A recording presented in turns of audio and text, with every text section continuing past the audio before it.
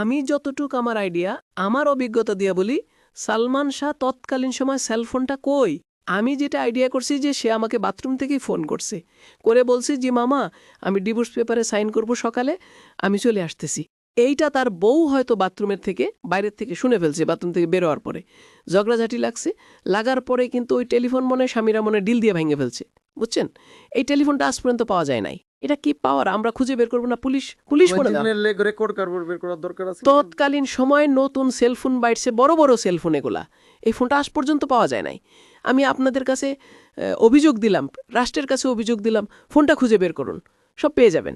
এরপরে যখন সে মারা যাওয়ার পরে যখন গেলাম, আমরা দেখলাম টেবিলের মধ্যে খাওয়ার দাওয়ার রাখা বাটির মধ্যে, ওগুলা ওই যে নষ্ট হয়ে গেছে। তার মানে হলো এই ঝগড়া এক পর্যায়ে সে খায় নাই, না খাইয়া বালিশটা টান দিয়া সে তার ড্রেসিং রুমে চলে গেছে, ওখানে ফ্লোরে ঘুমাইছে। তো স্বামীরা তো সব শুনে গেছে, তারা ডিভোর্স দিয়ে দিবে সকালবেলা। সে দুই একজনরে হয়তো ফোনে বলছে তার লোকজনরে যে আমাকে তো সকালে সে পেপারে সাইন করে সে সিলেট যাবে, তার মামার সাথে কথা বলছে মেবি, তখন কেউ না কেউ বলছে হয়তো যে আমি লোক পাঠাচ্ছি, দরজা খুলে দিও। ঘটনা কিন্তু এখানেই শেষ। সালমান শাহ মারা যাওয়ার পরে তার ফ্ল্যাট যেদিন প্রথম খোলা হয়, ডিবিডি বজল করিম সাহেব ছিলেন আর পুলিশের অন্যান্য ডিপার্টমেন্টের লোক ছিলেন। প্রথমে রশিটা মা তার আমার সামনেই দেখা গেল যে সালমান শাহ যতটুক লম্বা, আর যেখানে কাটা হয়েছে গলা, ফাঁসির দাগ, সালমান শাহর পা এসে মাটিতে লেগে যায়। এই ছবিগুলো এখনও আছে আমাদের কাছে এবং কোর্টেও আছে।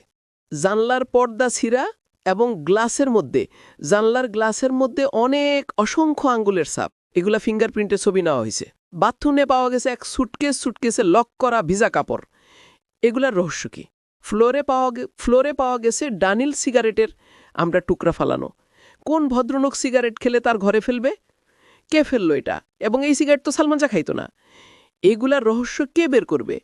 পাশের বাসার একজন সাক্ষী দিছে ওই দিন যে রাত্রে 3টা সাড়ে 3টার দিকে এই সালমান শাহর যে ড্রেসিং রুম, ওই রুমে তারা মারামারি হচ্ছে দেখছে। তো ওনারা মনে করছে হাজব্যান্ড ওয়াইফের মধ্যে ঝগড়া হচ্ছে, কিন্তু সালমান শাহ বাঁচার জন্য পর্দায় টান দিছে, ধরছে, সে উঠে গেছিল, পর্দার ক্লিপগুলা ছিঁড়া। এগুলো আমরা বের করব কেন? একটা জলজন্ত মানুষ ফ্যানের মধ্যে ঝুলছে, ফ্যানের কিছুই সব অক্ষত, পাশের ফ্ল্যাটের লোকজন জানলো না। তার বউয়ের স্টেটমেন্ট হলো, আমি আসছি, আইসা দেখি সে ঝুলতেছে, আমি আমার কাজের লোকজনরে ডাকছি, ডাইকা ধইরা আমি রসিকটা আমি নামাইছি। বাবা রে বাবা, এই রকম ইতিহাস তো ইতিহাসের পাতায় নাই। তার তো দেইখা সেন্সলেস হয়ে যাওয়ার কথা, চিৎকার দিয়ে পাশে বাড়ির লোকজনে ডাকার কথা, তার মারে, সালমানের মারে বাপরে ফোন করার কথা, পুলিশের যাওয়ার কথা, অথবা নিয়ে দৌড়ায় হাসপাতাল যাওয়ার কথা। এগুলা না করা সে সুস্থ মস্কে রসিকটা নামাইল। নামানোর পরে সে গোসল দিল, তারে গোসল দিয়ে হাফ প্যান্ট পরাইল, এবং হাফ যে চোর পুলিশ খেলা, হাফ প্যান্টের মধ্যে নতুন হাফ প্যান্টের স্টিকার লাগানো থাকে না, কাগজের স্টিকার সুতার মধ্যে বাঁধা, ওইটাও লাগানো, ওটা খুলতে তারা ভুল হয়ে গেছে। এরপরে 2 সাইড জনরে দিয়া শরীরের বডির মধ্যে বডি মেসেজ করাচ্ছে। এইটা আইনের কোন বইতে লেখা আছে? এইটারও তো একটা শাস্তি আছে না? ভাবলাম স্যার মানে আত্মহত্যা করছে। তোমাকে কে অনুমতি দিল লাশ নামানোর? কে বলছে গোসল করানোর? কে বলছে গায়ে তেল মালিশ করার? এইটারও তো একটা শাস্তি হওয়ার দরকার। গেল এটা। আপনার ওয়াইফ যদি আপনার বাড়িতে মারা যায়, তাহলে পুলিশ আসে আপনাকে নিবে, আপনার উপযুক্ত বড় ভাই থাকলে তাকে নিবে, বাড়িতে জোয়ান যারা থাকবে সবাইকে থানায় নিবে, প্রয়োজনে রিমান্ডে নিবে।